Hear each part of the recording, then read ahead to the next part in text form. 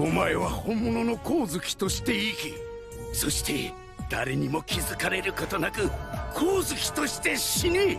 それがこの大舞台でお前に与えられた大役だ。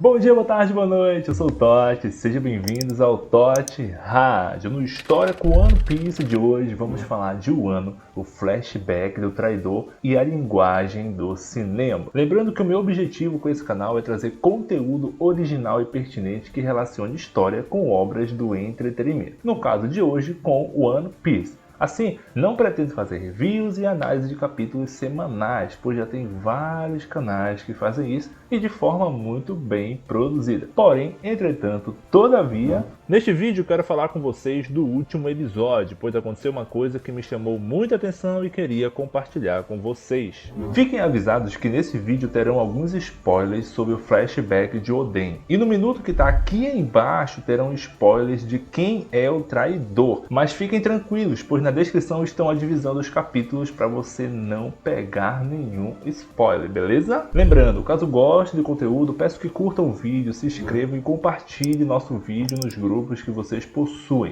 Desde já, muito obrigado pela sua audiência e vamos ao que interessa. Vamos lá! Bora! O ano está incrível, na minha opinião é a melhor animação de One Piece desde East Blue. Isso mesmo, eu gosto da animação dos anos 90, podem me julgar, mas o ano está maravilhoso. Assim, eu particularmente odiei a animação anterior, que foi a de Waller Cake. Nossa, que coisa mal feita aquela, sinceramente, não quero nem me lembrar. Mas o ano está fabuloso, a animação está linda, tem cores fortes, vivas, sombras, detalhes nos cenários, efeitos visuais nas batalhas que deixam o anime... Quando eu soube ainda em 2019 que a Toei Animations entregou a direção do anime para Tatsuya, eu já me empolguei. Ele foi responsável pela direção do filme Dragon Ball Super Broly, que pra mim é o melhor filme de Dragon Ball, então minhas expectativas só aumentaram. Sem contar que as semelhanças entre o filme e o anime em diversas partes são evidentes. Mas deixando a rasgação de seda de lado, tem um aspecto na animação de Wano que quero falar com vocês. E diz respeito aos flashbacks de Oden, que me fez lembrar a forma como o cinema utiliza a linguagem do flashback e como ela foi utilizada no anime. Eu não sei se vocês perceberam, mas nos flashbacks de Oden, às vezes acontece esse efeito de exibição de filmes em película, quando eles estão se lembrando de algo. No começo eu não entendia muito essa decisão visual, porém, no último episódio eles fizeram um efeito visual de flashback que eu achei muito bem colocado e muito bem poético. Porém, antes disso, eles usaram um efeito de flashback bem comum. Na cena em que Oden salva os Bainhas Vermelhas, eles começam a fugir da capital das flores. Então acontece esse efeito que vocês estão vendo. De primeira eu não entendi o porquê desse efeito que destoa da narrativa, mas quando eu revi o episódio eu compreendi melhor. Esse efeito visual tem a função de demonstrar para nós que naquele momento um filme estava passando nas memórias dos Bainhas Vermelhas, um filme com os melhores momentos deles com seu Daimyo. O que estamos vendo em cena é o que eles estão vendo em suas lembranças. Esse efeito eu compreendi muito melhor quando eu revi o episódio, sem contar que me emocionei 2 vezes com o sacrifício de Oden e a forma poética como ele morreu.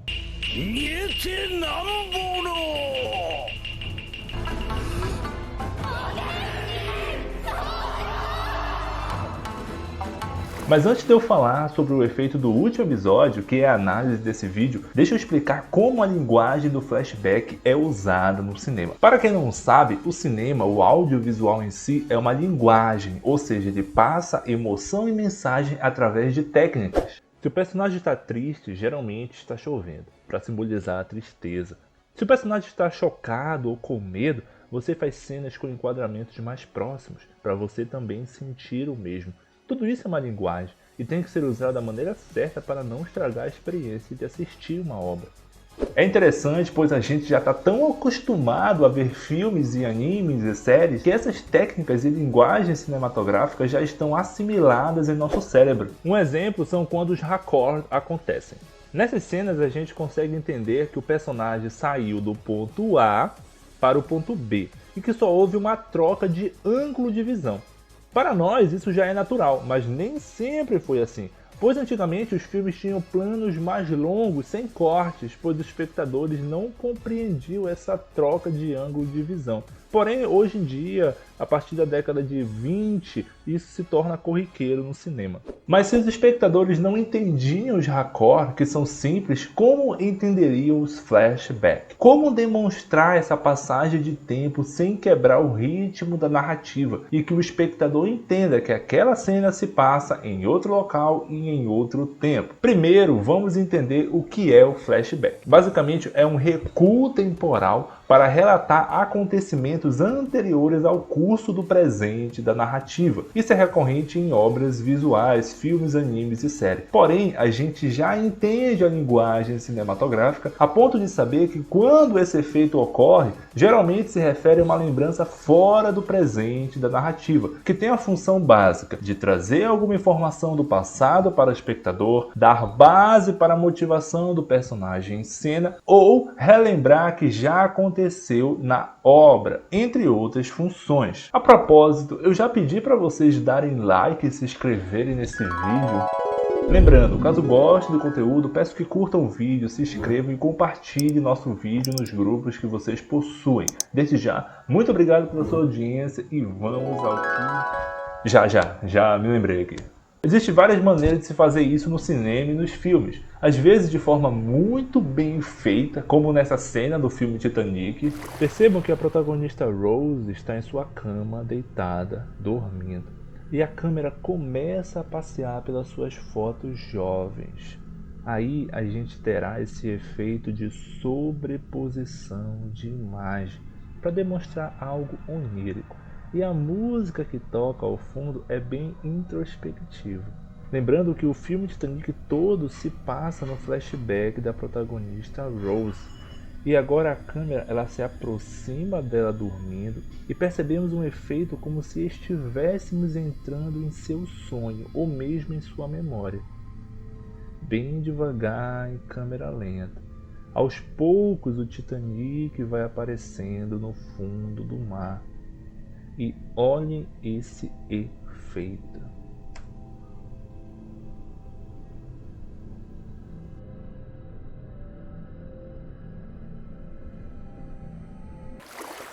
Não, sério, esse filme mereceu cada Oscar que ganhou. Se você ainda não viu, depois desse vídeo vá e veja esse filme. Às vezes o flashback também é feito com uma transição de imagem, como foi no caso do filme Homem-Aranha 3. Quando ele está lutando com o vento, o Peter se lembra que o simbionte se incomoda com o barulho e temos esse efeito maravilhoso de flashback.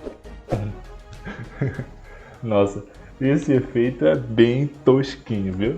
Agora você deve estar se perguntando: e o que tudo isso tem a ver com o flashback do traidor de Oden? Boa pergunta, jovem marinheiro. Como já disse, o flashback já é usado de várias formas no anime. Às vezes de forma bem direta, mostrando exatamente quanto tempo se passa. Às vezes, dependendo do tom abordado nos assuntos, com efeitos simples e imagem com tons mais brilhosos e um efeito sonoro bem marcante. Ou em tons mais escuros e soturnos, isso depende muito do assunto abordado no flashback. Às vezes também apenas criando transições de imagens para demonstrar passagem de tempo de uma memória ou lembrança em um flashback mais íntimo.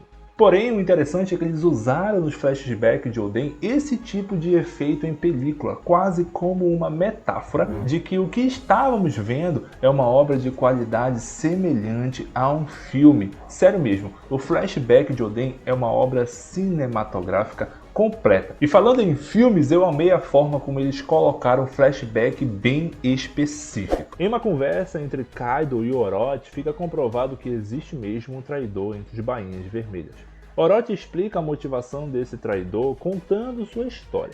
Então temos esse maravilhoso efeito em preto e branco, emulando a técnica do cinema mudo. Eu achei esse flashback fantástico por dois motivos. Primeiro, porque o traidor é alguém envolvido com atuação. Seus pais atuavam no teatro e, após ficar órfão, ele procura um papel para preencher sua vida. E encontra a oportunidade com Orochi. Assim, o traidor tem o papel papel que ele sempre desejou, ou o filme de sua carreira. Por isso acontece esse efeito dos filmes mudos.